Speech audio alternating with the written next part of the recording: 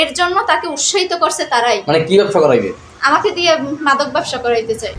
রাজাপুরে বন্ধুর স্ত্রীকে প্রতারণার মাধ্যমে বিয়ের 3 মাস পর যৌতুকের দাবিতে গৃহবধূকে অমানবিক নির্যাতন।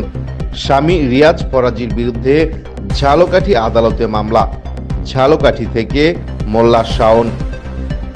মামলা ও অভিযোগ সূত্রে জানা যায়, রাজাপুর উপজেলার চারাখালী গ্রামের মৃত আলমগীর ফরাজির পুত্র চিহ্নিত মাদক ব্যবসায়ী মোহাম্মদ রিয়াজ ফরাজি প্রতারণার মাধ্যমে বন্ধু লিটন হাওলাদারের স্ত্রী আকনের হাট গ্রামের ব্যবসায়ী মোহাম্মদ দুলাল হাওলাদারের মেয়ে ইয়াসমিন আক্তার সাথীকে প্রতারণার মাধ্যমে 2 লক্ষ টাকা দেনমোহর ধার্য করে 7 আগস্ট 2025 তারিখ অ্যাডভোকেট মানিকলাল আশ্চর্যের মাধ্যমে নন জুডিশিয়াল স্ট্যাম্পে নোটারি পাবলিকের মাধ্যমে বিবাহ করেন।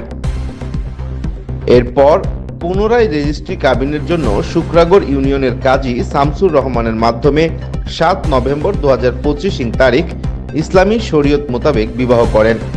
বিবাহের কিছুদিন পর যৌতুকের দাবিতে গৃহবধূ ইয়াসমিন আক্তার সাথীর উপরে চালানো হয় অমানসিক নির্যাতন। যৌতুকের টাকা দিতে না পারায় গৃহবধূ ইয়াসমিন আক্তার সাথীকে মাদক বিক্রি করার জন্য চাপ প্রয়োগ করেন মাদক ব্যবসায়ী স্বামী মোহাম্মদ রিয়াজ ফরাজি। উক্ত বিষয়ে রাজাপুর থানা পুলিশকে অবগত করলে থানা পুলিশ আদালতের মাধ্যমে মামলা দায়েরের পরামর্শ দেন। নির্যাতিতা গৃহবধূ নিরুপায় হয়ে ন্যায় বিচারের আশায় ঝালকাঠি সিনিয়র জুডিশিয়াল ম্যাজিস্ট্রেট আদালতে মাদক ব্যবসায়ী অর্থলোভী প্রতারক স্বামী রিয়াজ ফরাজির বিরুদ্ধে মামলা দায়ের করেন। বিজ্ঞ আদালত মামলাটি আমলে নিয়ে আসামি রিয়াজ ফরাজির বিরুদ্ধে গ্রেপ্তারি পরোয়ানা জারি করে। মামলার বাদী গৃহবধূ ইয়াসমিন আক্তার সাথী সাংবাদিকদের জানায়, আসামি রিয়াজ ফরাজির ফুফাতো ভাই জসিম পুলিশ ও চারাখালী গ্রামের মৃত গনি ফরাজির ছেলে কিসমত ফরাজি মোহাম্মদ রুবেল মিলে বিভিন্ন সময় আসামি রিয়াজ ফরাজির পক্ষ নিয়ে বাদী ইয়াসমিন আক্তার সাথীকে বলেন, যৌতুক দিতে না পারলে রিয়াজ ফরাজির সাথে মাদক ব্যবসা করতে হবে। গৃহবধূ ইয়াসমিন আক্তার সাথী মাদক বিক্রিতে অস্বীকৃতি জানালে তার পরিবারকে মিথ্যা মামলায় ফাঁসাবে বলে বিভিন্ন ধরনের হুমকি প্রদান করেন মাদক ব্যবসায়ী রিয়াজ ফরাজি সহ উল্লেখিত ব্যক্তিরা। ইয়াসমিন আক্তার আরো বলেন, রিয়াজ ফরাজির ফুফাতো ভাই জসিম পুলিশের চাকরি করেন।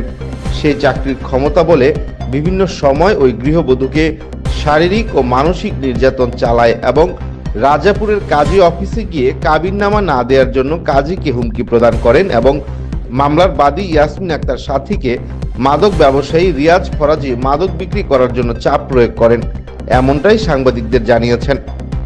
খোঁজ নিয়ে জানা যায়, অর্থলোভী প্রতারক রিয়াজ ফরাজি মাদক সেবন করে সারা রাত জেগে থাকত এবং মামলার বাদী ইয়াসমিন আক্তার সাথীকে প্রতি রাতে ঘুমের ঔষধ সেবন করাতো এবং অচেতন করে বন্ধু বান্ধব নিয়ে খারাপ কাজে লিপ্ত হতে বাধ্য করতেন। তথ্য অনুসন্ধানে জানা যায়, উল্লেখিত বিষয় সাক্ষাৎকারের জন্য অভিযুক্ত রিয়াজ ফরাজিকে মুঠোফোনে ফোন করলে বিএনপি নেতা দাবি করে সাংবাদিকদের দেখে নেওয়ার হুমকি প্রদান করে ফোন কেটে দিয়েছেন। এজন্য নিউজ সংক্রান্ত কোনো সাক্ষাৎকার নেওয়া সম্ভব হয়নি। এতক্ষণ দৈনিক যায় বেলার সাথে থাকার জন্য আপনাকে ধন্যবাদ। লাইক, শেয়ার ও ফলো দিয়ে আমাদের সাথেই থাকুন। এই কারণে যে একটা প্রতারক আমার হাজবেন্ডের কাছ থেকে আমাকে ছাড়াইছে। প্রথমে নাম কি প্রতারকের? প্রতারকের নাম হচ্ছে রিয়াজ ফরাজি। বাড়ি কোথায়? বাড়ি হচ্ছে রাজাপুর থানা। পিতার নাম কি? পিতার নাম হচ্ছে আলমগীর ফরাজি। আচ্ছা, কি হয়েছে বলেন। হয়েছে এইটাই যে আমার হাজবেন্ডের সাথে আমার একটু বন্ডিং ভালো ছিল না। সে ওখানে আমাকে হেল্প করার কথা বলে আমার হাজবেন্ডের কাছ থেকে আমাকে ছাড়াইছে। ছাড়ানোর পর সে আমাকে নানান হুমকি ব্ল্যাকমেল করে আমাকে বিয়ে করছে। বিয়ে করার পরে সে আমাকে দিয়ে আমার যে ওই হাজবেন্ডের কিছু জমানো টাকা ছিল, যেটা আমি প্রাপ্য আমার কাছে ছিল, ওই টাকা সে ব্যবসার কথা বলে আমার কাছ থেকে নিচ্ছে। তারপরে সে আরও আমাকে টাকা পয়সার জন্য চাপ সৃষ্টি করতেছে। আমাকে ঠিকমতো আমি যখন বলছি যে আমার দ্বারা সম্ভব না, আমি পাবো কোথায়, তখন সে আমাকে মারধর করে, আমাকে মেরে ফেলার হুমকি দেয়। আমি যখন না মানি তখন সে আমাকে এই ইয়াবা ব্যবসা করানোর জন্য আমাকে করতেছে। কিন্তু এই জন্য আমি এটা করতে চাচ্ছি না। ওই কি মাদক ব্যবসা করে? হ্যাঁ, ও মাদক ব্যবসা করে। আপনাকে মাদক ব্যবসার জন্য চাপ প্রয়োগ করে আপনাকে থানা পুলিশে জানাইছেন?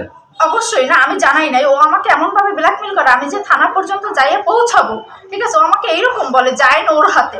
থানা ওর হাতে, থানায় এখন ওর আপনি কি কাছে। করতে চাচ্ছেন? আমি এইটার জন্য প্রশাসনের কাছে, আইন প্রশাসনের কাছে আমি এইটার জন্য হেল্প চাচ্ছি। আমি ওর কাছ থেকে বাঁচতে চাচ্ছি, আমি স্বাভাবিক একটা জীবন চাচ্ছি।